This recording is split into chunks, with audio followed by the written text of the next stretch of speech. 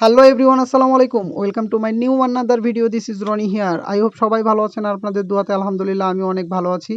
আজকে আমরা কয়েকটা ভাই ব্রাদার মিলে চলে যাচ্ছি তাফসিরুল কুরআন মাহফিলে যোগদান করার জন্য। আমাদের জন্য সবাই দোয়া রাখবেন। আর এই তাফসিরুল কুরআন মাহফিলটা হচ্ছে আমাদের তানোর উপজেলার পার্শ্ববর্তী উপজেলা মোহনপুর উপজেলায় ধুরইল ইউনিয়নে। তো ধুরইলের ইউনিয়নে যে একটা ঐতিহাসিক মাঠ আছে, ফুটবল মাঠ, এখানেই আসলে এটার আয়োজন করা।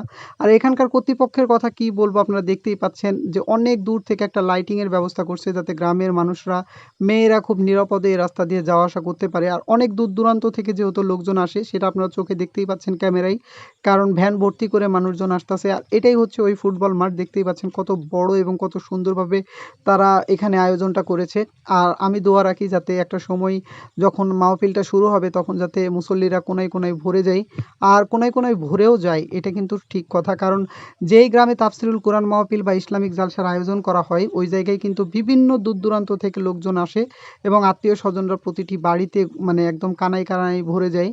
আর আমি আর রবিন আছি এক গাড়িতে, আরও কিছু ভাই ব্রাদার আছে এক গাড়িতে, আমরা দুইটা গাড়ি নিয়ে চলে আসছি।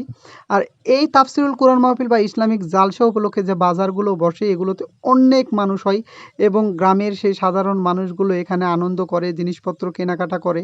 খেলনা থেকে শুরু করে কসমেটিক থেকে শুরু করে বিভিন্ন আইটেমের দোকান এখানে বসে। আর দেখতেই পাচ্ছেন কত মানুষের এখানে সমাগম।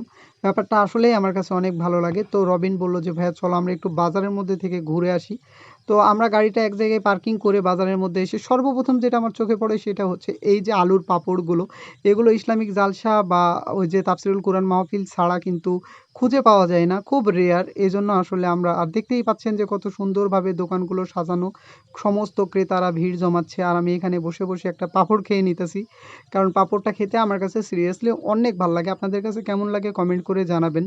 আর গ্রামের সাধারণ সেই মানুষগুলো তারা নিজ দ্বিধায় কেনাকাটা করতেছে এবং আত্মীয় স্বজনের বাসায় চলে যাচ্ছে। আর স্থানীয় মানুষগুলো তো কি বলবো, তারা আসলেই অনেক টাকার ব্যয় হয়ে যায় এরকম একটা আয়োজনে। তো তবুও আল্লাহর একটা কালাম এখানে আলোচনা হয় যেটা আমার কাছে অনেকই ভাল লাগে। আর কসমেটিকের দোকানের এদিকে এসে যে পুতুলগুলো দেখতেছি, যে টেডিগুলো দেখতেছি, এগুলো দেখলে আসলে আমার প্রাণটা জুড়িয়ে যায়। কারণ টেডির প্রতি আমি একটু উইক।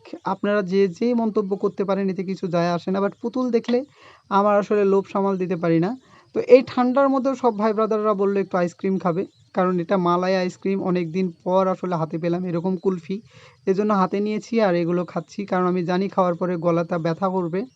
আর কি চমৎকারভাবে এই আয়োজনটা আপনারা দেখতেই পাচ্ছেন। রবিন একটু ঘোরাঘুরি করতেছে, রবিনের আসলে পোজ নেওয়া সব সময়। আর সমস্ত ভাই ব্রাদাররা ঘোরাঘুরি করতে করতে তারা বলতেছে ভাই খিদা লাগছে, এই জন্য ওদেরকে নিয়ে চলে আসছে আসলে চটপটির দোকানে ট্রিট দেওয়ার জন্য। কারণ এই খোলামেলা পরিবেশের যে চটপটিগুলো এখানে বিক্রি করে আসলে এগুলো কেমন টেস্ট করে দেখা উচিত। আর ভালো থাকবেন সবাই, দোয়া করবেন আমাদের জন্য। দেখা হবে অন্য কোনো ভিডিওতে। আসসালামু আলাইকুম।